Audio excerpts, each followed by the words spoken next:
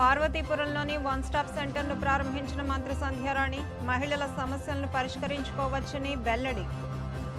పార్వతీపురం మన్యం జిల్లా కేంద్రంలోని నూతన ప్రభుత్వ ఆసుపత్రి నిర్మాణ భవన ఆవరణలో ఏర్పాటు చేసిన వన్ స్టాప్ సెంటర్కు మా రాష్ట్ర మంత్రి గుమ్మడి సంధ్యారాణి శంకుస్థాపన చేశారు.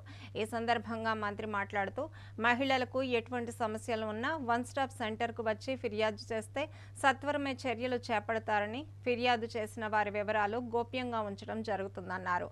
డోలీ మోతలు లేని జిల్లాకు ముందుగా సాగాలనే ఉద్దేశ్యంతో ప్రణాళికలు సిద్ధం చేస్తున్నామని చెప్పారు.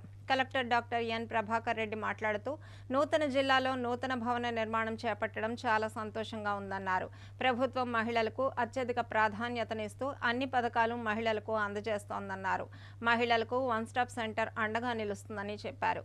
ఈ కార్యక్రమంలో ఎమ్మెల్యేలు తోయక జగదీశ్వరి, బోనెల విజయచంద్ర, ఏఎస్పీ అంకితా సురానా, ఇతర అధికారులు, సిబ్బంది పాల్గొన్నారు.